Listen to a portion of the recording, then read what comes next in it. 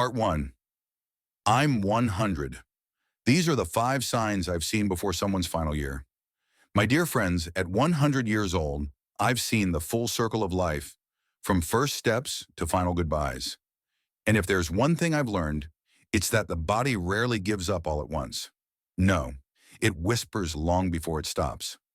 I've watched people I care about, neighbors, old fishing buddies, even my own family, slowly begin to fade. At first, the changes seem small. You think, maybe they're just tired today, or they didn't eat much, but that's normal at their age. And before you know it, they're gone.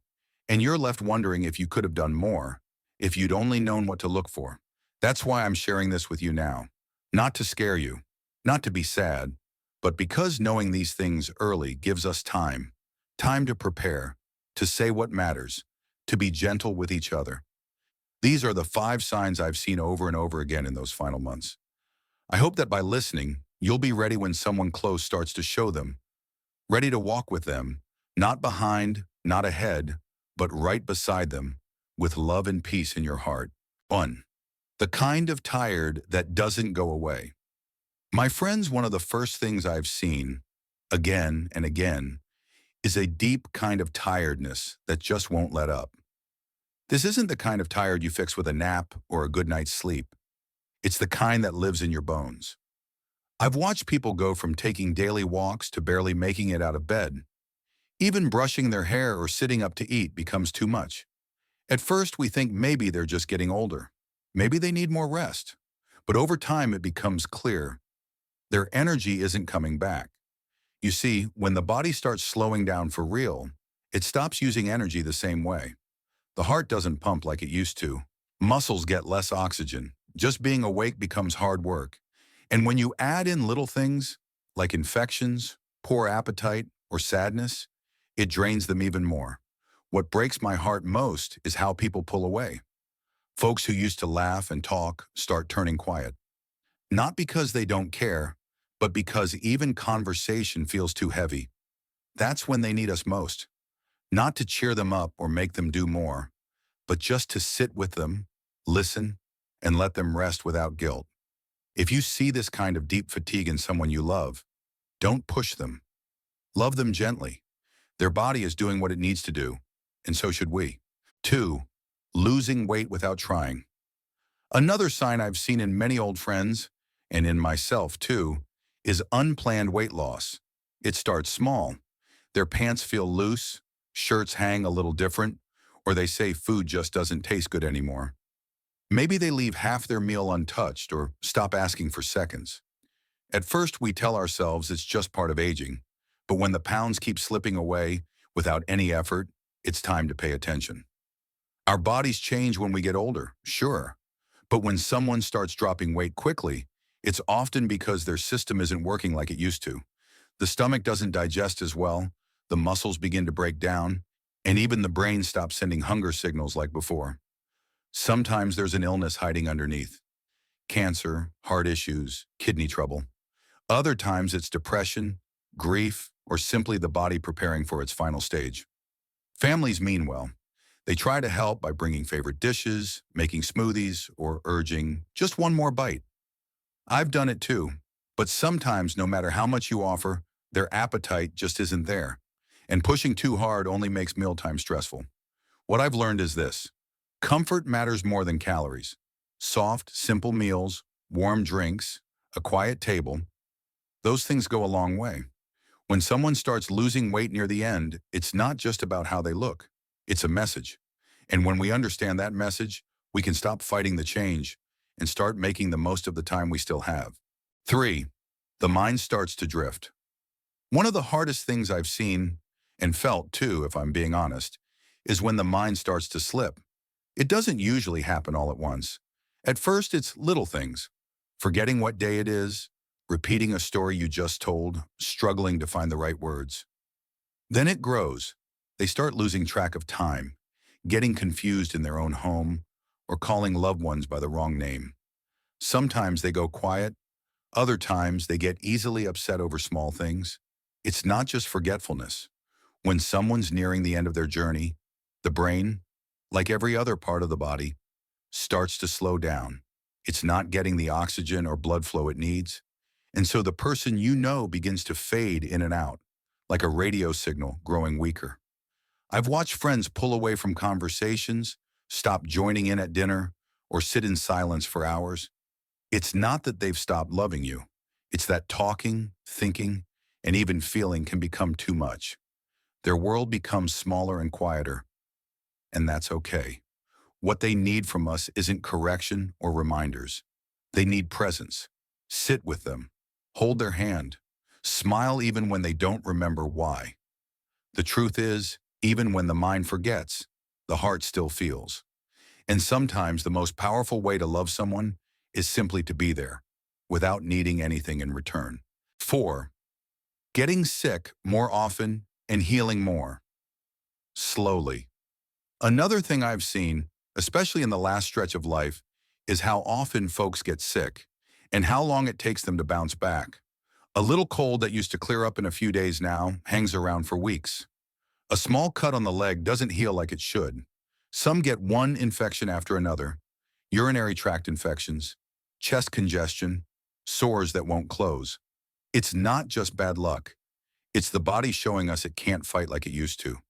As we age, our immune system weakens. I've seen it in neighbors, in my wife before she passed, and in myself too. Things that once felt minor become big obstacles. Antibiotics stop working as well. Simple things, like brushing teeth or turning in bed, can lead to problems if we're not careful. Some of the folks I knew started getting pressure sores just from lying still too long. What's even trickier is that infections in older folks don't always look like you'd expect. No high fevers, no loud complaints. Sometimes they just seem more tired, or they stop eating, or they seem confused out of nowhere. That's the infection talking, not just old age. Now I know we want to fix it. Take them to the hospital, get more medicine, and sometimes that's the right move. But near the end, more pills don't always mean more comfort. Sometimes what helps most is the simple stuff: clean sheets, soft clothes, warm soup, a hand to hold. When healing slows, we shift from trying to cure to caring with tenderness, and that kind of care, that's what really stays with people. 5. Changes in breathing and cold hands and feet. This last one, friends, is something I've seen more than once, and I'll never forget it. When a person is nearing the end, their breathing starts to change. It can become shallow or uneven. Sometimes they'll breathe fast for a while, then pause, then start again. It's called Cheney-Stokes breathing, and once you've heard it, you recognize it. It's the body's way of slowing down, of doing less and conserving energy. Along with that, their hands and feet often get cold, sometimes even their nose or ears. The skin might look pale or a little bluish, especially around the fingers and toes. That's because the heart isn't pumping blood like it used to. The body starts sending what little blood it has to the important parts: the brain, the lungs, the heart. The rest gets left behind. I remember sitting beside an old friend of mine. He couldn't lie flat anymore because it made breathing too hard. We had to prop him up on pillows just so he could rest. And he'd whisper, "Don't worry, I'm okay." Even when I could see the struggle in his chest, it's natural to want to do something, to panic, to call someone. But sometimes these changes aren't emergencies.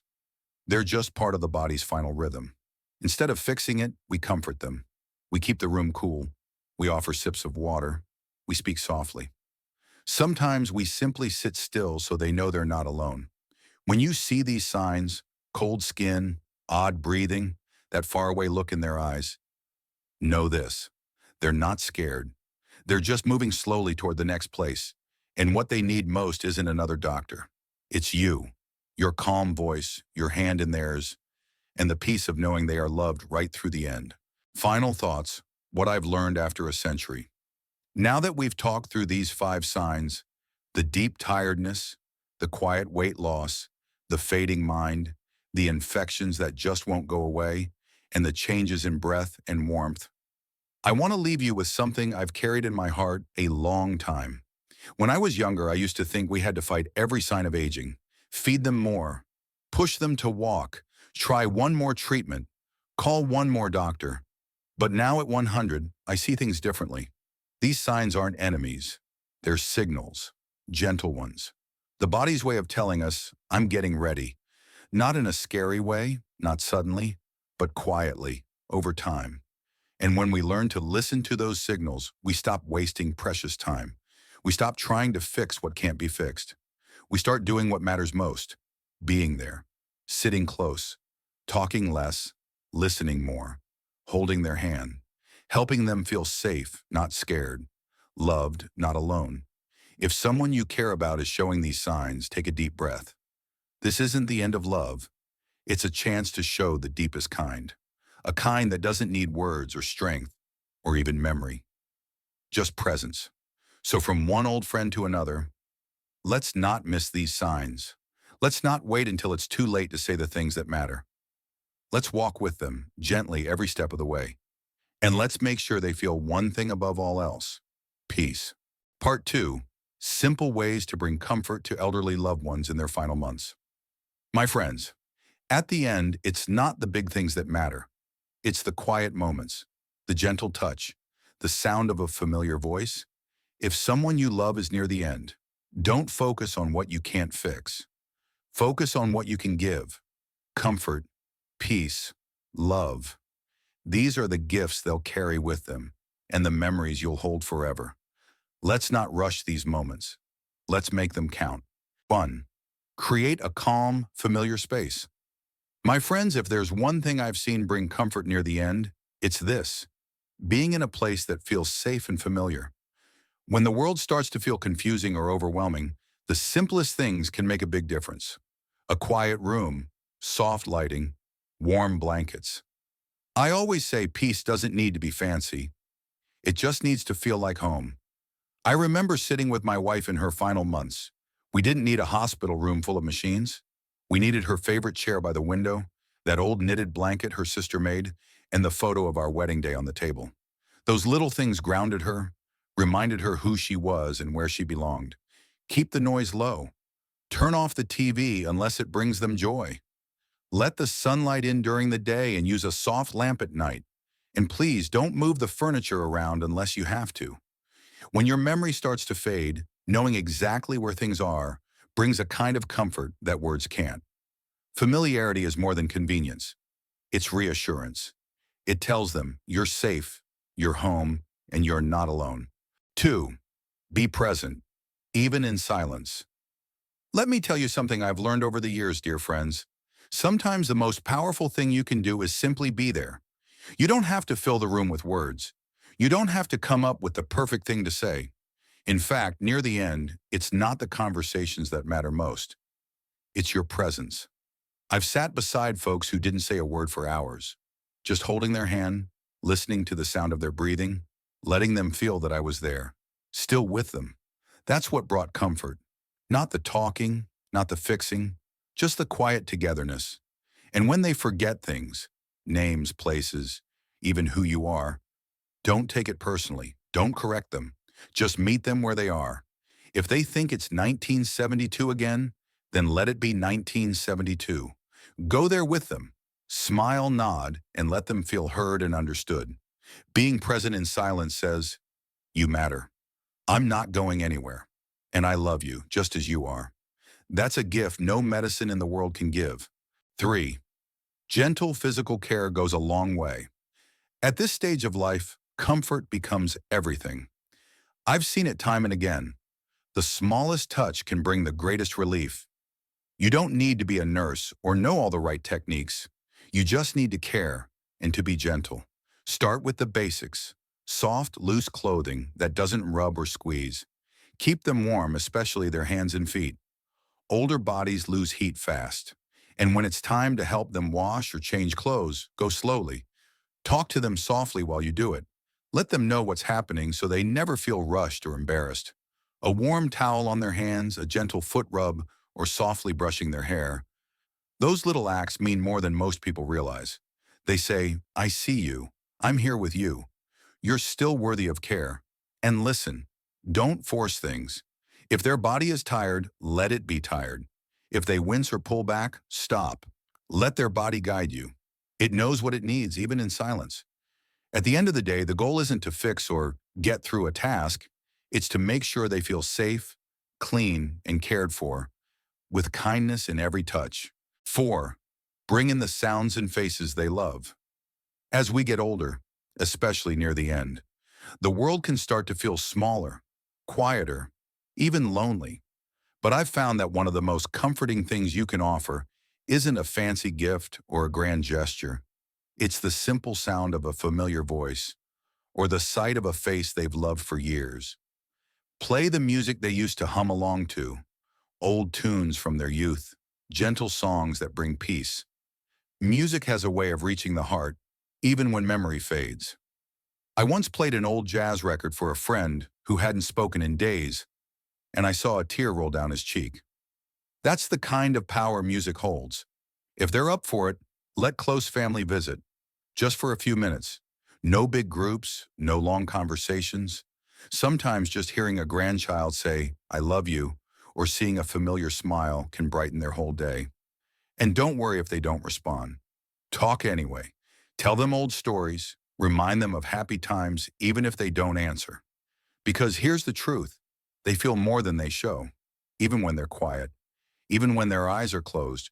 Your love gets through, in your voice, in your stories, and in the way you choose to show up. 5. Say what needs to be said. Gently, my dear friends, if there's one thing I've learned in 100 years, it's this. We don't always get the chance to say what's in our hearts, unless we make that chance. When someone you love is nearing the end, don't wait for the right moment. The right moment is now. Tell them you love them. Say thank you for the little things they did that shaped your life. And if there's been hurt, say you're sorry, even if the words are hard. You don't have to say everything perfectly. Just speak from the heart. A quiet, "I'm here" can mean the world. Give them space to speak too, if they're able. Sometimes they'll want to share something, even just a whisper. But don't push. This isn't about finishing conversations or fixing old wounds. It's about giving both of you peace. In the end, it's not the big speeches we remember. It's the honest, gentle words spoken with love. Let your goodbye be simple. Let it be real. And let it be filled with the kind of grace that only comes from knowing, in your bones, that love was given and received all the way through. Closing thoughts way from one old soul to another. My friends, thank you for walking through this with me. These final months, they're tender, sacred, and sometimes hard to talk about. But they're also full of chances. Chances to slow down, to show up, to love more quietly but more deeply. After 100 years, I can tell you, it's not the medicine or the machines that stay with a person in their final days. It's the gentle things, the warm blanket, the sound of a familiar song, a hand held in silence, the look in someone's eyes when you say, "I love you." If you're caring for someone in this chapter of life, know this. You don't have to be perfect. You just have to be present. You don't need all the answers. You just need to offer peace. Because when the end comes, and it will for all of us, what matters most is not how long we held on, but how well we let go, with kindness, with dignity, and with love. And if you're going through this right now, I'm with you. You're not alone. We walk this road together, one step, one breath, one soft goodbye at a time.